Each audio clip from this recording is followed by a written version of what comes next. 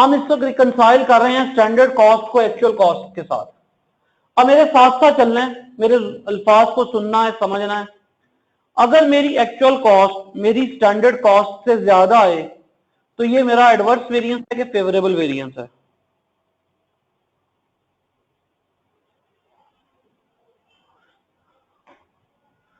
Ahmad Siraj favourable है। मेरी actual cost मेरी स्टैंडर्ड कॉस्ट से ज्यादा है तो ये मेरी फेवर में है। मेरी स्टैंडर्ड कॉस्ट थी एक चीज की 50 और मेरी एक्चुअल कॉस्ट आई 55 तो ये मेरा फेवरेबल वेरिएंस है, ये मेरा एडवर्स वेरिएंस है। कितने से एडवर्स है? 5 से। तो मैं क्या करूंगा, वेरिएंस के 5 अगर स्टैंडर्ड कॉस्ट में ऐड कर दूं तो मैं एक्चुअल कॉस्ट पे पहुंच जाऊंगा। तो इसीलिए तमाम फेवरेबल वेरिएंसेस ऐड करेंगे और तमाम एडवर्स वेरिएंसेस लेस करेंगे। ठीक है ताहिर, समझ आ गया?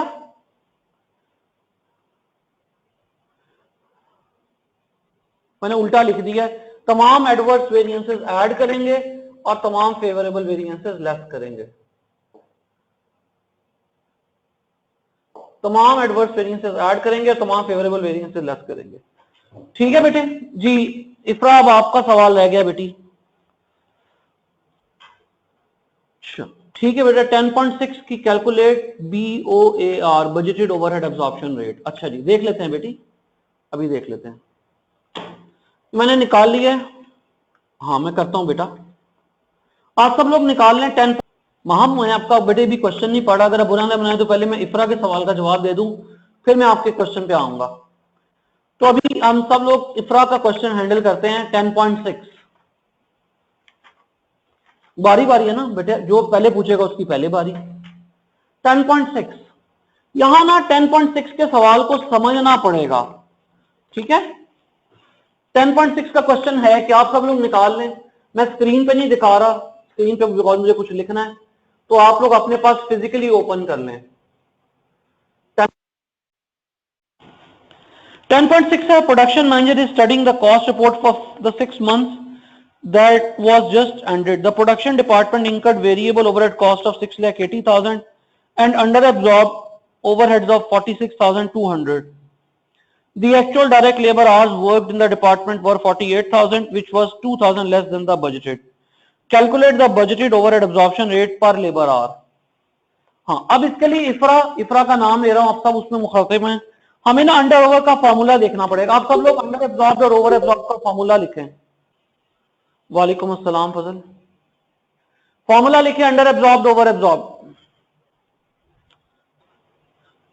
अस्सलाम वालेकुम जी। ताहिर, मैंने बेटे फॉर्मूला कहा था, फॉर्मूला लिखने को कहा था, आंसर नहीं, फॉर्मूले का आंसर नहीं। आवाज आ रही है आप सबको? अच्छा चलें, formula is under over absorb. Question में हमें अंडर एब्जॉर्ब गिवन है। अंडर ओवर एब्जॉर्ब का फॉर्मूला होता है अप्लाइड एफओएच। जी हसन, मैं कह देता हूं, अंडर अप्लाइड और ओवर अप्लाइड का फॉर्मूला होता है applied FOH minus actual FOH. अब हमें इस फॉर्मूले में क्या क्या इंफॉर्मेशन इस फॉर्मूले में से गिवन है? हमें इस फॉर्मूले में गिवन है अंडर अप्लाइड। अगर इसका आंसर नेगेटिव होगा तो अंडर अप्लाइड और पॉजिटिव होगा तो ओवर अप्लाइड। तो हमें आंसर गिवन है अंडर अप्लाइड ओवरहेड्स में 46,400 के। तो यह आंसर आ गया 46,400। ये जो हमारे अप्लाइड एफओएच होते हैं इनका फार्मूला होता है base multiply by overhead absorption rate. और अप्लाइड एफओएच कैलकुलेट करते हुए जो बेस होती है वो हमेशा एक्चुअल होती है। तो इस सवाल में हमारी बेस है लेबर आर। तो जो हम लेबर आर्स लेंगे वो एक्चुअल लेबर आर्स लेंगे अप्लाइड एफओएच निकालने के लिए। तो हमारे एक्चुअल लेबर आवर्स हैं 48,000 और बजटेड ओवरहेड एब्जॉर्प्शन रेट हमें पता नहीं है, minus actual FOH. Actual FOH question में गिवन है, दैट इज 6,80,000। तो अब हम इस इक्वेशन को सॉल्व करके तो बजटेड ओवरहेड एब्जॉर्प्शन रेट निकाल लेंगे। ठीक है इफ्रा, मेरा ख्याल है मैंने आपके सवाल का जवाब दे दिया है। हमने ये फॉर्मूले के अंदर से ओवरहेड एब्जॉर्प्शन रेट निकाला, ठीक है, काजमी साहब ने आंसर लिख दिया। ओवरहेड एब्जॉर्प्शन रेट है ₹13.2 पर लेबर आवर।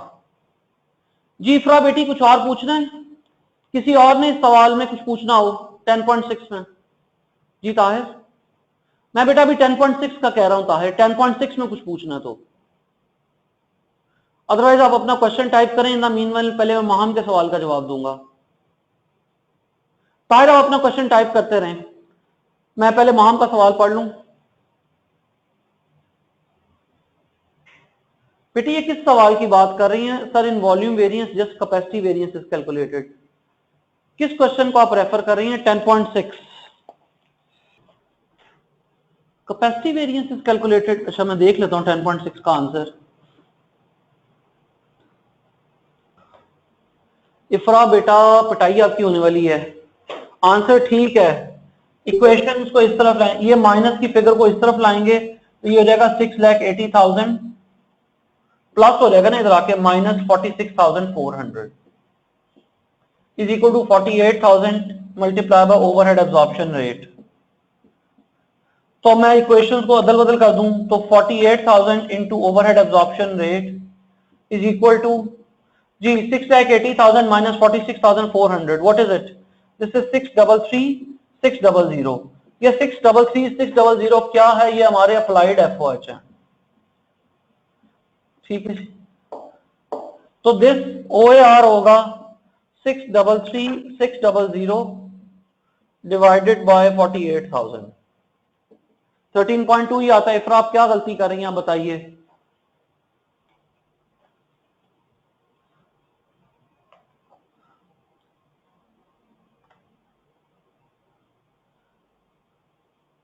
जी इफ्रा बेटी मैं आपके सवाल का जवाब देख के आगे चलूंगा।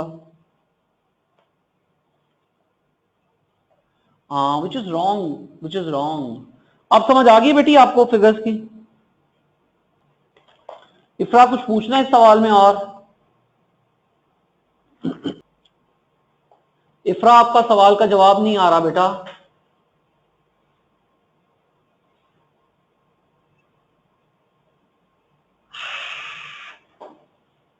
इफ्रा ये फिगर माइनस किया है बेटा, आप इसको कर रही हैं। इक्वेशन के इस फिगर को इस तरफ लाएंगे तो ये आगे पॉजिटिव हो जाएगी, पॉजिटिव 6,80,000 माइनस 46,400 आपका अंडर अप्लाइड है।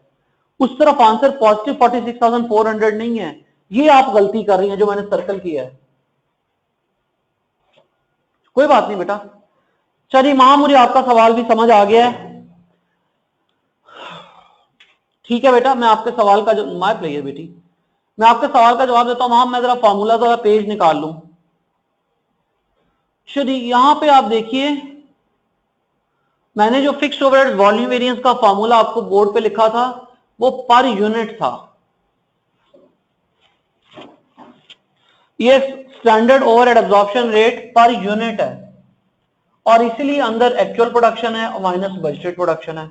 Now standard overhead absorption rate per unit की जगह अगर हम चाहें तो इस फॉर्मूले को ऑल्टरनेट भी लिख सकते हैं। हम standard overhead absorption rate per hour लिख लें। इसका ऑल्टरनेट यह है वॉल्यूम वेरिएंस का standard overhead absorption rate per hour multiply by आपके actual hours minus budgeted hours, actual hours minus budgeted hours. So इसका एक ऑल्टरनेट फॉर्मूला हमने लिखा है। महाम बेटे मेरे सवाल की समझ आ गई है आपको आंसर की? महाम मैं आपके सब जवाब का इंतजार कर रहा हूं बेटी। You asked why actual less budgeted capacity के फॉर्मूले में। हाँ बेटा ये फॉर्मूलों की बिल्ट ऐसे हुई है। अब आप इसको ना एक और अंदाज से समझे कैपेसिटी वेरिएंस की बात को। कोई बात नहीं। अब ये बताइए कि अगर मैं काम एक्चुअल बजट से ज्यादा करता हूं तो ये फेवरेबल है कि एडवर्स है?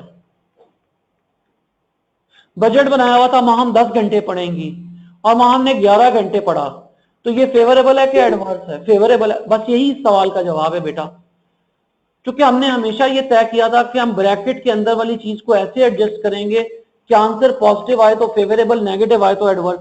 अकल के इस्तेमाल की जरूरत ना पेश आए। ठीक है, वहां को समझ आ गई है, गुड, शाबाश। ताहिर भी कुछ कह रहे हैं 10.3 में सेम टाइप ऑफ क्वेश्चन। 10.3 निकाल लें जी सब लोग, मैं भी निकाल लेता हूं जी। कैपेसिटी वेरिएंस हम देखते हैं, हमने कैपेसिटी वेरिएंस का फॉर्मूला पढ़ा है, standard overhead absorption rate per our, that is 25 into actual hours 8250 minus budgeted hours 9000। Tahir मैंने इसी का जवाब दिया ना बेटे, आपने, आपकी कैपेसिटी थी 9000 घंटे काम करने की, बजटेड कैपेसिटी, आपने सिर्फ काम किया 8250 घंटे, तो कैपेसिटी के लिहाज से ये फेवरेबल है कि एडवर्स है? एडवर्स है, दैट्स व्हाई, इसलिए आंसर एडवर्स है जी। ताहिर मैंने आपका सवाल का जवाब दे दिया बेटा। किसी और ने कोई क्वेश्चन पूछना हो लास्ट क्लास से? चलिए अच्छी बात है बेटा, कोई बात नहीं। हाँ जी, किसी और ने बेटे लास्ट क्लास से कुछ पूछना हो? चलें ठीक है जी, फिर आप ना आज का लेक्चर स्टार्ट करते हैं। मैं 5 सेकंड्स का पॉज कर रहा हूं, किसी ने कुछ पूछना है तो क्यों लिख दे, अदरवाइज 5 सेकंड्स के बाद मैं आज का लेक्चर स्टार्ट कर दूंगा। चलें जी, let's start today's lecture. Bismillah Rahman Rahim.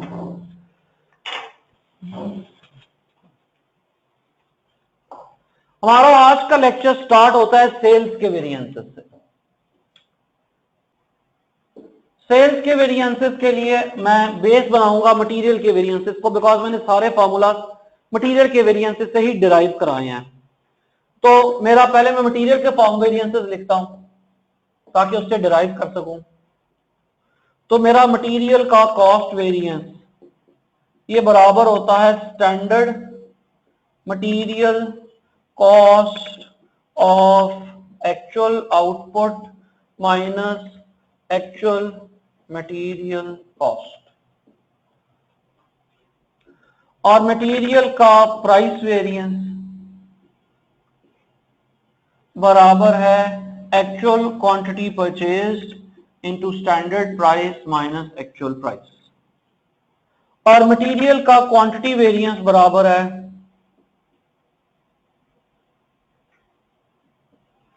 Standard price into standard quantity for actual output minus actual quantity consumed। चलें जी, ठीक है जी। तो अब ताहिर मैं इन फॉर्मूलाज को कन्वर्ट करता हूं सेल्स के फॉर्मूलाज को, मटेरियल के फॉर्मूलाज को सेल्स के लिए, लेकिन वो कन्वर्जन करने से पहले हमें कुछ बातें समझनी पड़ेंगी, फिर हमें सेल्स के वेरिएंसेस की समझ आनी शुरू होगी। जो बातें हमें समझनी पड़ेंगी दैट इज, पहला पॉइंट, कॉस्ट के केस में तो कहते थे हम हमेशा करेंगे स्टैंडर्ड माइनस एक्चुअल, और आंसर पॉजिटिव आएगा तो फेवरेबल और नेगेटिव आएगा तो एडवर्स। लेकिन सेल्स के केस में क्या करेंगे? सेल्स के केस में उल्टा करेंगे, ये हमने तय किया था पहले दिन। तो सेल्स के केस में हम हमेशा करेंगे actual minus standard, because sales का एक्चुअल का ज्यादा होना हमारे लिए फेवरेबल है और लेस होना हमारे लिए एडवर्स है। जो एक्चुअल माइनस स्टैंडर्ड, तो एक बात तय आ गई कि अब सारे फॉर्मूलाज उल्टे हो जाएंगे।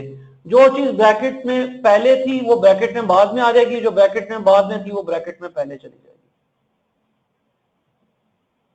साथ साथ हमने अगर कोई डिसएग्रीमेंट होगा तो क्यों रेज करना है। पॉइंट समझ आ गया? तो सेल्स के वेरिएंस में पहली चेंज ये आई कि हम रिवर्स कर देंगे, हम करेंगे एक्चुअल माइनस स्टैंडर्ड, ताकि आंसर पॉजिटिव आए तो वो फेवरेबल हो जाए और नेगेटिव आए तो वो एडवर्स हो। अगली बात, हम जब कॉस्ट के वेरिएंसेस कंप्यूट करते थे तो कॉस्ट के वेरिएंस हम कंप्यूट करते थे रॉ मटेरियल के लिए, लेबर के लिए, फिनिश गुड्स के लिए, सॉरी एफओएच के लिए, और फिर हमें इनको कन्वर्ट करना पड़ता था इनटू एक्चुअल आउटपुट। इनको फिनिश गुड्स में कन्वर्ट करना पड़ता था। बट पॉइंट इज कि सेल्स तो बजाते खुद फिनिश गुड्स की होती है, सेल्स होती ही फिनिश्ड गुड्स की है, इसलिए किसी कन्वर्जन की जरूरत नहीं है। अब जहां जहां ऑफ एक्चुअल आउटपुट लिखा हुआ है, उस ऑफ एक्चुअल आउटपुट की अब जरूरत नहीं है, क्योंकि सेल्स बजाते खुद होती ही किसकी हैं, फिनिश गुड्स की हैं। यह बात भी समझ आ गई, दो बातें समझ आ गई। तीसरा पॉइंट,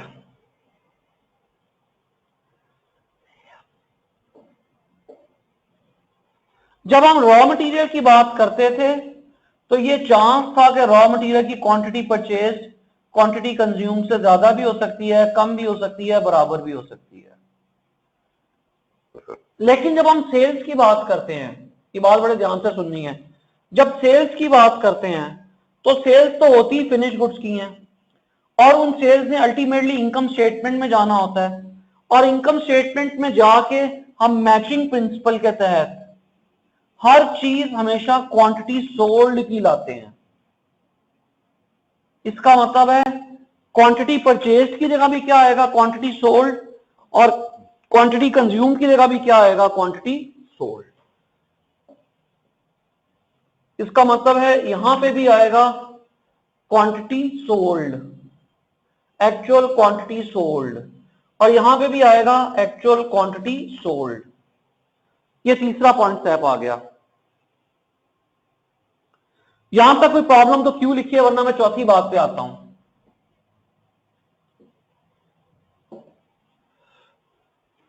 चौथी बात यह है बेटे कि जब हम कॉस्ट की बात करते हैं तो कॉस्ट के केस में तो होता है, अभी लिखा था ताहिर ने लिखा था, standard quantity multiply by standard price. तो फिर तो सेल्स के केस में भी ऐसा ही होना चाहिए। सेल्स के केस में जो हमारी स्टैंडर्ड सेल्स हैं वो बराबर होनी चाहिए standard quantity sold multiply by standard selling price per unit. इस कॉन्सेप्ट से एग्री करते हैं सब लोग? अब यहां पे लेकिन एक प्रॉब्लम है, वो प्रॉब्लम ये है कि जहां तक सवाल है सेलिंग प्राइस पर यूनिट का, इसका स्टैंडर्ड पॉसिबल है। मैं ये कह सकता हूं कि मैकडॉनल्ड के हर रेस्टोरेंट में कौन बिकेगी 90 रुपए की, सर्विस शूज की हर दुकान पे फलां डिजाइन का जूता बिकेगा 1200 रुपए का। सो सेलिंग प्राइस का स्टैंडर्ड फिक्स करना और अक्रॉस द बोर्ड मेजर करना, it is quite possible. But quantity sold का स्टैंडर्ड बनाना ये मुमकिन नहीं है। हम ये कहें कि सर्विस शूज की हर दुकान से 100 जूते जरूर बिकेंगे, मैकडॉनल्ड की हर दुकान से 100 कोन जरूर बिकेगी, 100 बर्गर जरूर बिकेंगे, तो ये गलत हो जाएगा। जो अमीरों का इलाका है वहां बर्गर ज्यादा बिकेंगे, कोन कम बिकेगी, वो आइसक्रीम खाने जाएंगे ग्लोरिया जीन्स। जो गरीबों का इलाका है वहां कोन ज्यादा बिकेगी, बर्गर कोई कोई अमीर आदमी आएगा जो 300 रुपए का बर्गर खाएगा। पॉइंट फॉलो कर रहे हैं? तो क्वांटिटी सोल्ड का स्टैंडर्ड पॉसिबल नहीं है, इसलिए आज के बाद याद रखिएगा जब भी कभी क्वांटिटी सोल्ड आएगी उसके साथ हमेशा वर्ड लिखा जाएगा बजटेड। हम बजट बना सकते हैं कि फलां दुकान से इतने बर्गर बिकेंगे और फलां दुकान से इतने बर्गर बिकेंगे, लेकिन तमाम दुकानों पे बर्गर की प्राइस स्टैंडर्ड होगी। तो यह तय आ गया कि आज के बाद जब भी कभी सेल्स की क्वांटिटी आएगी उसके साथ बजटेड का वर्ड लिखा जाएगा। इसी वजह से आपने नोट नहीं किया होगा, लेकिन जब मैंने रेकंसिलिएशन भी बनाई तो मैंने बजटेड सेल्स लिखी, स्टैंडर्ड सेल्स नहीं लिखी। और जब मैंने प्रॉफिट बनाया तो मैंने बजटेड प्रॉफिट कहा, स्टैंडर्ड प्रॉफिट नहीं कहा। Standard profit is not possible, only budgeted profit is possible. So ये सारी मेरी तकरीर का रिजल्ट क्या निकला कि यहां कहीं जहां कहीं स्टैंडर्ड सेल्स का वर्ड आना था, स्टैंडर्ड की जगह क्या आ जाएगा, बजट, बजट, और यहां आया था स्टैंडर्ड, इसकी जगह क्या आ जाएगा, बजट। अब ये सारी बातों को रखते हुए सामने मैं मटेरियल के वेरिएंसेस की जगह सेल्स के वेरिएंसेस बनाता हूं। तो मेरे सेल्स के वेरिएंस हो गए, मेरा सेल्स का टोटल वेरिएंस, सेल्स का टोटल वेरिएंस बराबर हो गया budgeted actual sales minus budgeted sales,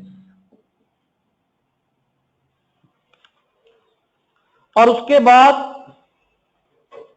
मेरा सेल्स का price variance, sales price variance SPV is equal to actual quantity sold into actual price minus standard price।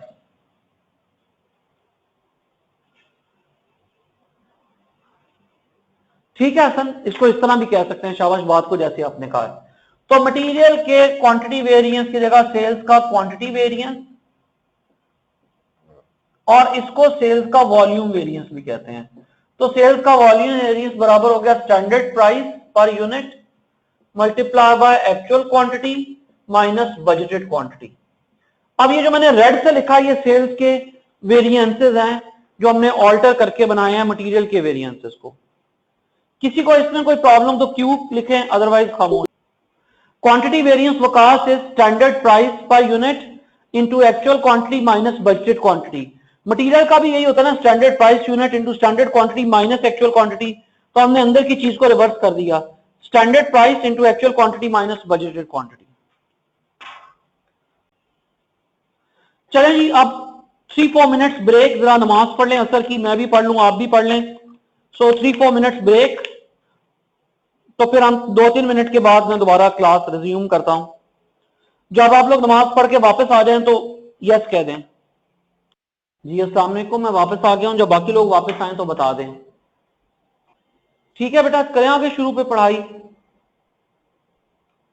बस सब लोग यस लिख दें ताकि मुझे पता चल जाए सब लोग आ गए हैं।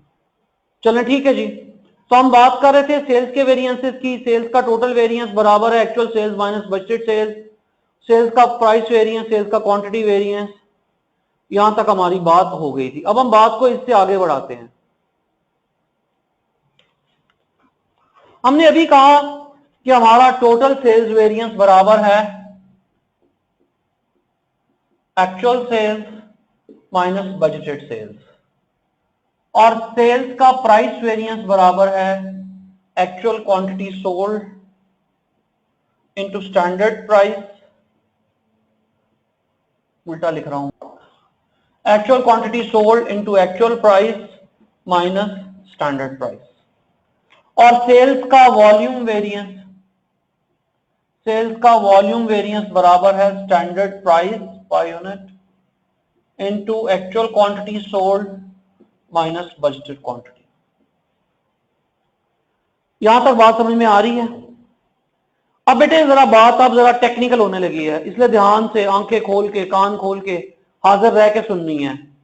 ये जो कुछ बोर्ड पे लिखा हुआ है ये सब कुछ ठीक है अगर हमारा ऑब्जेक्टिव है परफॉर्मेंस मेजरमेंट, सेल्स टीम की परफॉर्मेंस मेजरमेंट करना हो तो जो कुछ बोर्ड पे लिखा हुआ है ये सब कुछ बिल्कुल ठीक है। लेकिन आमतौर पे हमारा ऑब्जेक्टिव होता है सेल्स का, सेल्स की फिगर को प्रॉफिट रेकंसिलिएशन में यूज करना। और अगर क्वेश्चन साइलेंट होगा तो हम यही अज्यूम करेंगे कि हमारा ऑब्जेक्टिव है कि हमने सेल्स की फिगर को प्रॉफिट रेकंसिलिएशन में यूज करना है। अगर हमने प्रॉफिट रेकंसिलिएशन में यूज करना है तो मैं आपसे एक सवाल पूछता हूं,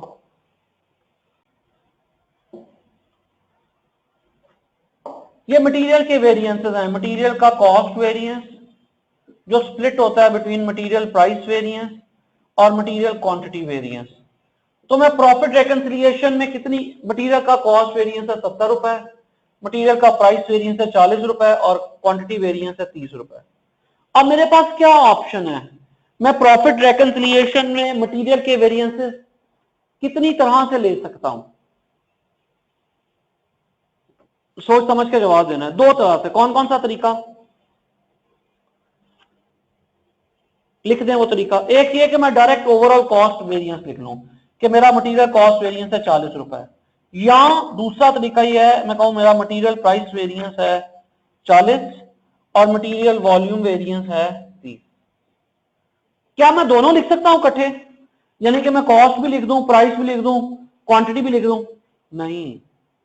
तो बेहतर क्या है, मैं क्या लिखूं, कॉस्ट वेरिएंस लिखूं कि प्राइस और क्वांटिटी वेरिएंस लिखूं? सेपरेट? नहीं, गलत जवाब। कॉस्ट वेरिएंस नहीं लिखना शिराज, हम पोस्टमार्टम कर रहे हैं। शिराज जिशान पोस्टमार्टम कर रहे हैं, डीपेस्ट पॉसिबल रूट तक एनालिसिस करना है।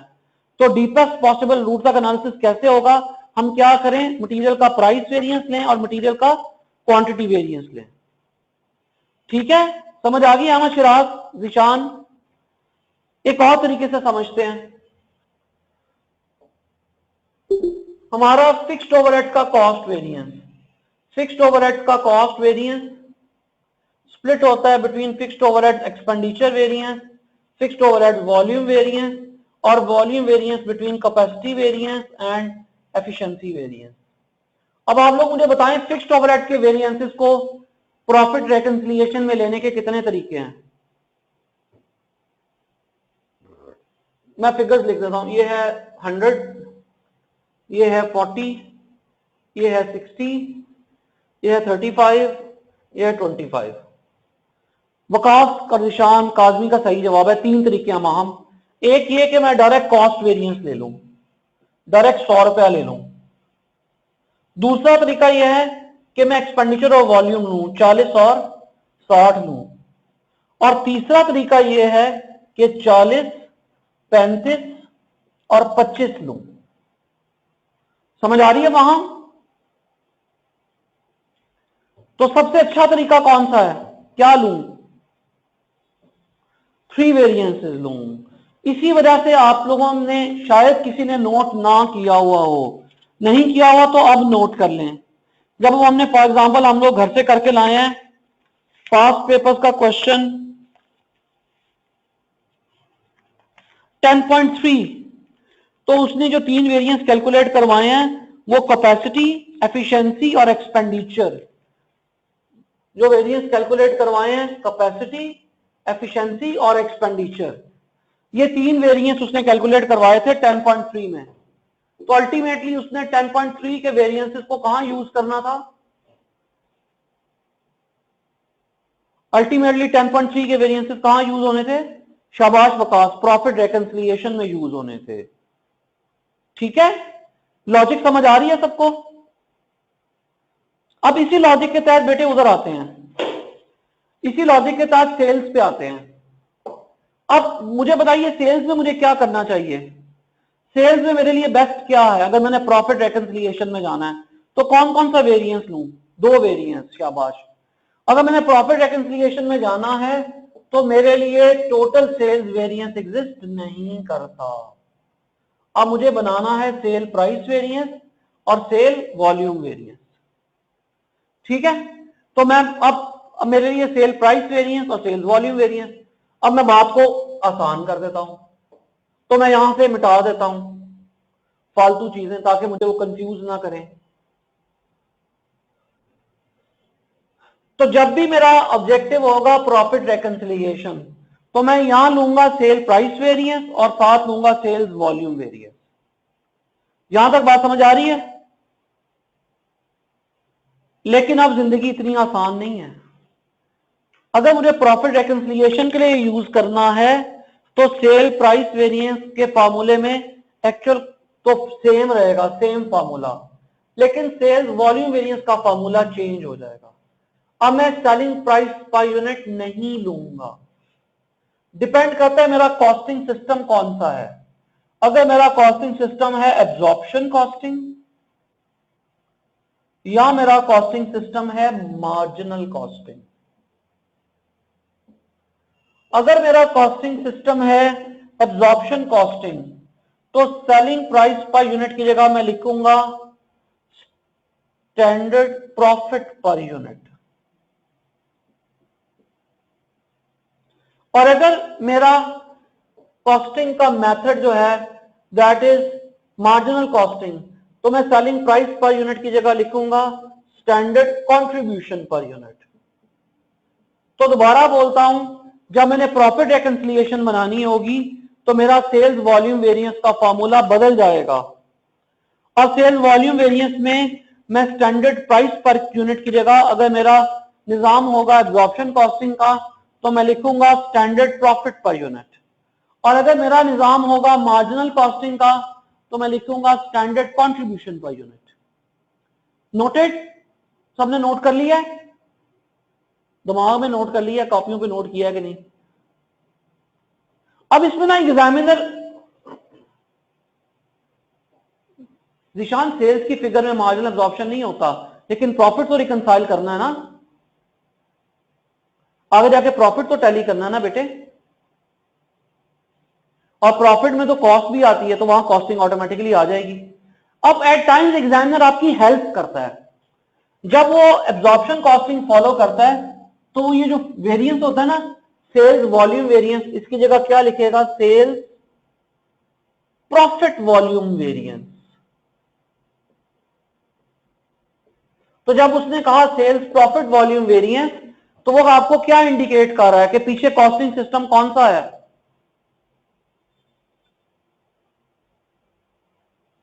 एब्जॉर्प्शन कॉस्टिंग है।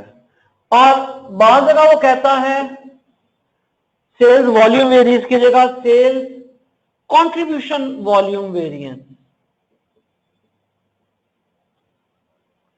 तो अब वो क्या इंडिकेट कर रहा है कि हमारा कॉस्टिंग सिस्टम कौन सा है? मार्जिनल कॉस्टिंग है। ठीक है, अब हम इसकी प्रैक्टिस करते हैं, देखते हैं इसको। आप सब लोग अपने पास अपने अपने हाथों में क्वेश्चन बैंक ओपन कर लें। मेरे पास भी क्वेश्चन बैंक है, मैं भी ओपन कर रहा हूं। और मेरा आप लोगों से सवाल है, सबने बड़े ध्यान से मेरे साथ साथ चलना है। क्वेश्चन बैंक में क्वेश्चन नंबर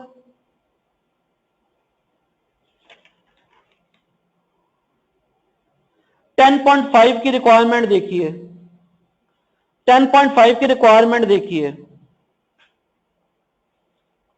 10.5 निकाल लिया सबने, तो डन लिखें।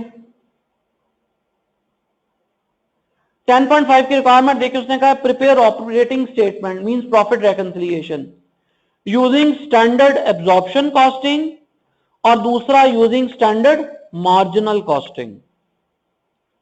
तो यहां से क्या समझ आया कि अब हमें दोनों तरह से सवाल आ सकते हैं, एब्जॉर्प्शन का भी सवाल आ सकता है और मार्जिनल का भी सवाल आ सकता है।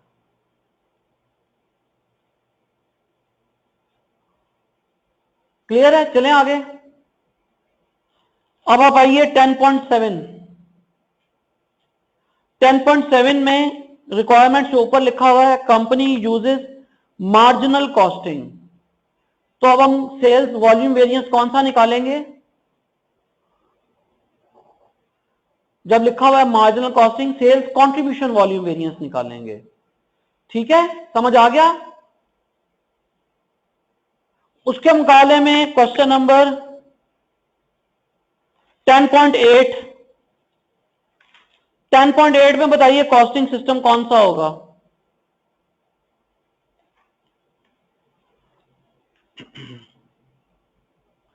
टेन पॉइंट एट का कॉस्टिंग सिस्टम कौन सा होगा और क्यों होगा?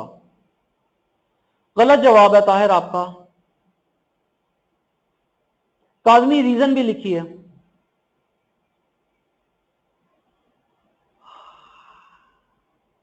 रिशान रीजन लिखिए।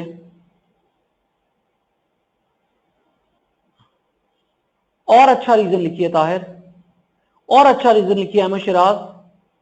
प्रोडक्ट कॉस्ट में फिक्स्ड प्रोडक्शन ओवरहेड शामिल हैं। ये जो स्टैंडर्ड कॉस्ट कार्ड बना हुआ है, इस स्टैंडर्ड कॉस्ट कार्ड में प्रोडक्ट कॉस्ट में फिक्स्ड प्रोडक्शन ओवरहेड शामिल हैं। अगर प्रोडक्ट कॉस्ट में फिक्स्ड प्रोडक्शन ओवरहेड शामिल है जीशान, तो इसका मतलब है हमारा कॉस्टिंग सिस्टम है एब्जॉर्प्शन कॉस्टिंग। और अगर हमारा कॉस्टिंग सिस्टम है एब्जॉर्प्शन कॉस्टिंग, तो सेल्स वॉल्यूम वेरिएंस हम कौन सा कंप्यूट करेंगे?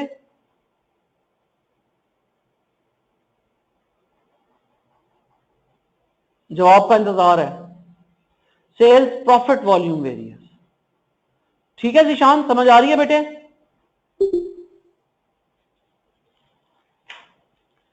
उसके मुकाबले में आइए क्वेश्चन नंबर 10.9। क्वेश्चन नंबर 10.9 की रिक्वायरमेंट रोमन 2। एग्जामिनर ने कहा है सेल्स वॉल्यूम प्रॉफिट वेरिएंस।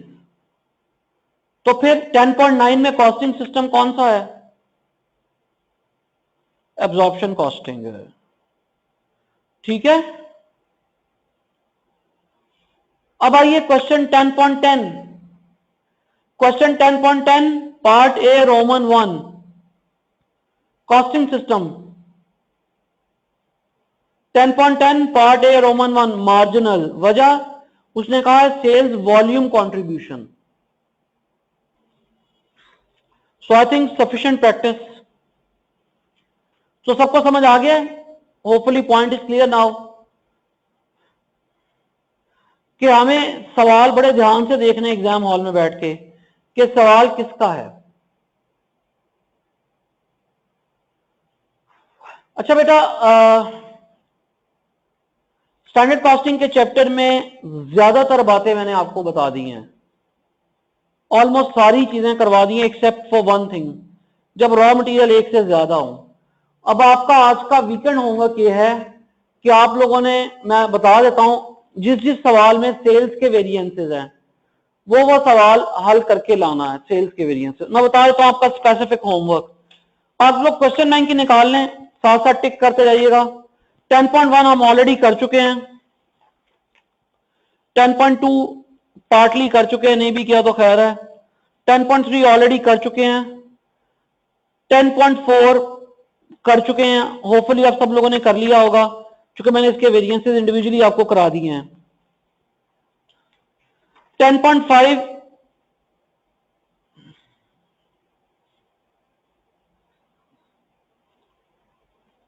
10.5 भी पार्टली हमने कर लिया हुआ है, 10.6 हमने क्लास में सॉल्व कर लिया है। अब आपका आज के होमवर्क में है 10.7, 10.8, 10.9 और 10.10 का जो बाकी काम रह गया है, ये सवाल भी हम पार्टली कर चुके हैं। तो आप लोगों ने 10.8, 10.9, सॉरी 10.7, 10.8, 10.9 और 10.10 इन क्वेश्चंस को कंप्लीट करके आना है वीकेंड पे। जी होमवर्क में किसी को कोई एम्बिग्विटी? लिख दें ताहिर, एक दफा होमवर्क लिख दें। 10.7, 8, 9, 10 को कंप्लीट करके आना है।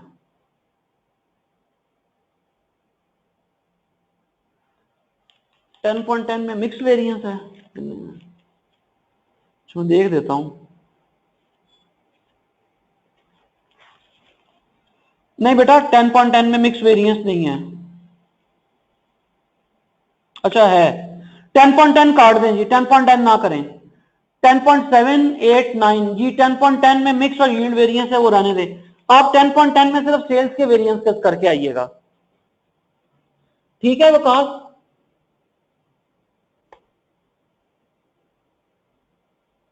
तो होमवर्क हुआ 10.7, 8, 9 पूरा करना है और 10.10 में सेल्स के वेरिएंसेस करने हैं।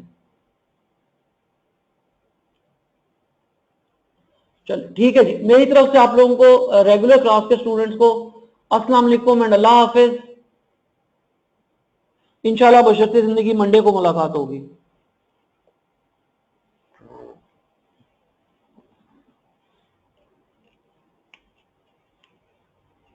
जी स्पेशल क्लास काजमी अब करने लगे हैं शुरू, मैंने रेगुलर के क्लास के स्टूडेंट्स को हाफिज कहा था।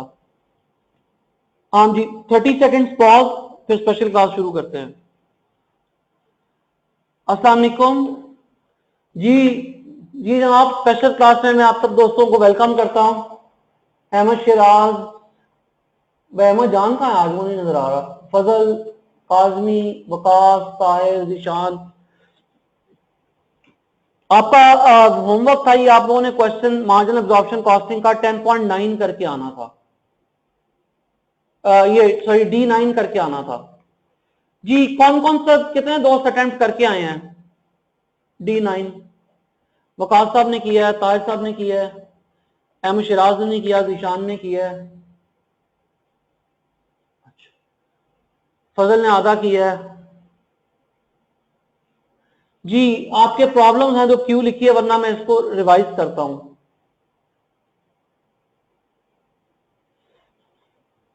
की पॉइंट्स आपके साथ शेयर करता हूं। कोई सवाल किसी ने पूछना तो क्यों लिख दे, वरना मैं फिर अपना काम शुरू कर दूं। हाँ रेकन्सिलिएशन सिखा देता हूं बेटे, बिल्कुल सिखा देता हूं, अभी सिखा देता हूं वकास। तो जी रेकन्सिलिएशन सीखने से पहले ना हमें कुछ बातें सीखनी पड़ेंगी। मैं आपके सामने एक trading profit and loss account बनाता हूं। Trading profit and loss account, हमारी सेल्स हैं 100 की, क्लोजिंग स्टॉक है 20 का, ओपनिंग स्टॉक है 10 का, परचेजेज हैं 80 की और जीपी आ गया 30। अब यहां से आपने मुझे बताना है कि क्लोजिंग स्टॉक का जीपी के साथ क्या रिलेशनशिप है।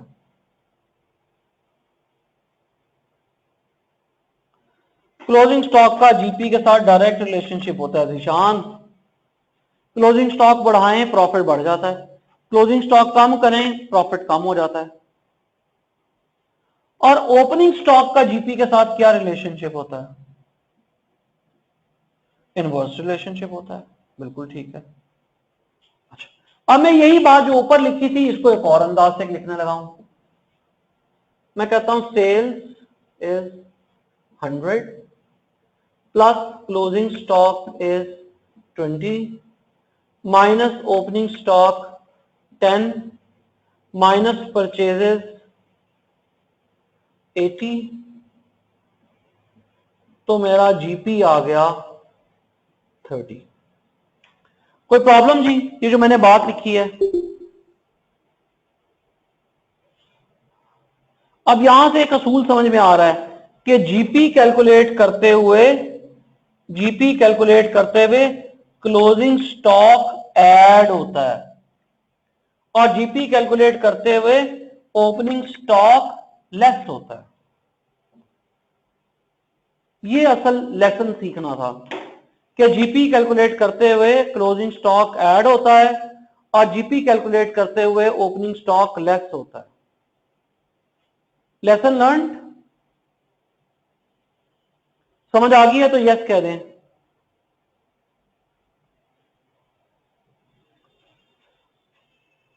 चलें अब प्रॉफिट रिकंसिलिएशन समझ में आ जाएगी इंशाल्लाह।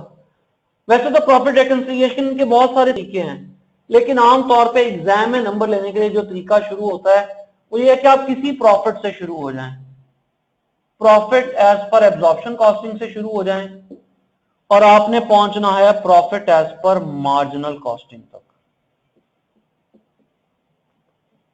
और ये हमें पता है कि दोनों प्रॉफिट्स में जो डिफरेंस होता है वो स्टॉक्स की वजह से होता है। अब अगर मैं profit as per absorption costing से शुरू हुआ हूं तो इस प्रॉफिट के अंदर एब्जॉर्प्शन कॉस्टिंग का क्लोजिंग स्टॉक ऑलरेडी ऐड हुआ है, तो रिकंसाइल करने के लिए मैं इसमें से माइनस कर दूंगा closing as per absorption costing. Closing as per absorption costing minus कर दूंगा और ऐड कर दूंगा opening as per absorption costing, क्योंकि वो पहले माइनस हुआ है और मुझे जहां तक पहुंचना है उसका क्लोजिंग ऐड कर दूंगा और उसका ओपनिंग माइनस कर दूंगा। तो सादी बात यह है वकास कि आपने जिस प्रॉफिट से शुरू होना है उस प्रॉफिट का क्लोजिंग स्टॉक ऐड करना, लेस करना है। सो दोबारा बोलता हूं वकास, जिस प्रॉफिट से शुरू होना है उस प्रॉफिट का क्लोजिंग स्टॉक लेस करना है और फिर चीजों को रिवर्स करते जाना है। ठीक है वकास, समझ आ गई? चले आते हैं 10.9 पे, वहां भी यही हुआ होगा। 10.9 की रेकंसिलिएशन देखते हैं। ताहिर 4.10 क्वेश्चन बैंक का कह रहे हैं, किसका कह रहे हैं बेटा?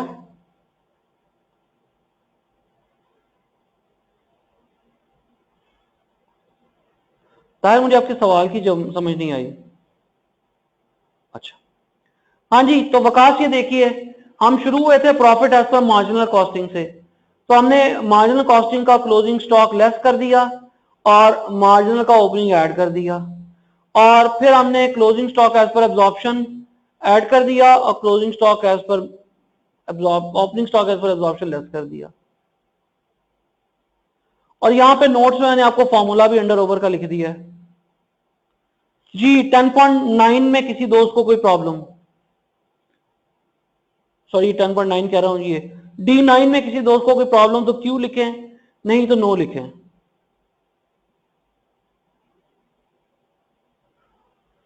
हम D9 के प्रॉब्लम डिस्कस कर रहे हैं।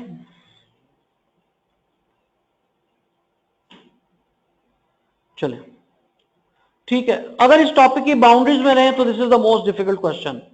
आ जाते हैं क्वेश्चन बैंक पे,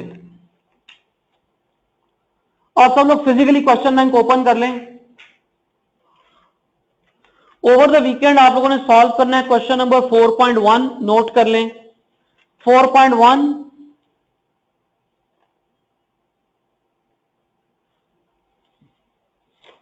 4.3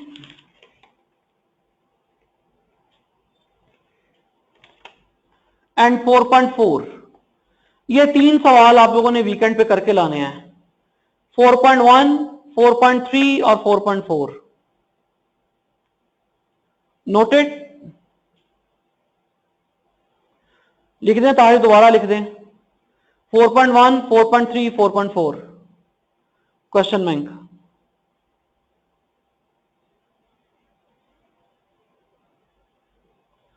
तो बेटा ये सवाल करके आइएगा इंशाल्लाह, बशर्ते जिंदगी, फिर मंडे को मुलाकात होगी। किसी ने कुछ पूछना है तो क्यों लिख दे, अदरवाइज मेरी तरफ से अस्सलाम वालेकुम एंड अल्लाह हाफिज।